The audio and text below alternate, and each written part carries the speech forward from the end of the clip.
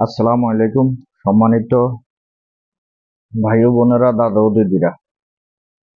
আজকে আপনাদের মাঝে এমন একটা পাওয়ারফুল মন্ত্র নিয়ে আসছি।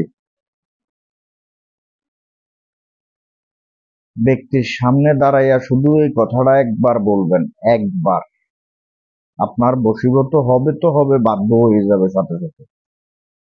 শুধু একবার বলবেন, দাঁড়াইয়া যদি সামনাসামনি দাঁড়ায় একবার বলতে পারেন, আপনার বাধ্য হয়ে যাবে এবং কি বশীভূত হয়ে যাবে। কি বলবেন?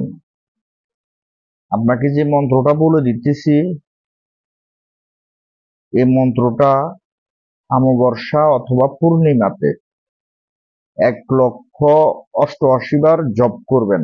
ছোট্ট একটা মন্ত্র, ছোট্ট একটা মন্ত্র 1,88,000 বার জপ করবেন। করে এটা স্বয়ং সিদ্ধ করতে হবে। 1,88,000 বার জপ করবেন, বলবেন, মুখে বলবেন। এটা জাগ্রত করতে হবে, স্বয়ং সিদ্ধ করতে হবে, তফসি নিয়ে গুনে গুনে এটা করতে হবে অমাবস্যা পূর্ণিমার টাইমে। অমাবস্যা পূর্ণিমা কখন আসবে দেখবেন, তাই ওই টাইমে 1,88,000 বার এই মন্ত্রটা জপ করবেন। করার পর ওং কালী, ওং কালী, ওং এভাবে বলবেন, ওং কালী, ওং কালী পট, ওং কালী পট কুরু কুরু সাহা। আবারও বলে দিতেছি, ওং পট, ওং কালী পট কুরু কুরু সাহা, ওং কালী পট কুরু কুরু সাহা, ওং কালী পট কুরু কুরু সাহা, ওং কালী পট কুরু কুরু সাহা। এই মন্ত্রটা 1,88,000 বার জপ করে স্বয়ং শুদ্ধ করে নেবেন। তখন এটা, এই মন্ত্রটা যখন আপনার স্বয়ং সিদ্ধ হয়ে যাবে, 1,88,000 বার পড়ার পর এটা আপনার শরীরে মিক্সিং, রক্তের সাথে ব্লাডের সাথে মিশে যাবে। যার সামনে যাবেন শুধু এই মন্ত্রটা একবার বলবেন, অমুকের কন্যা অমুক আমার বাধ্য হোক বা বশীভূত হোক।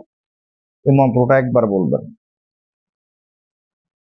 ওং কালী পট কুরু কুরু সাহা, অমুকের কন্যা অমুক আমার বাধ্য হোক বা বশীভূত হোক।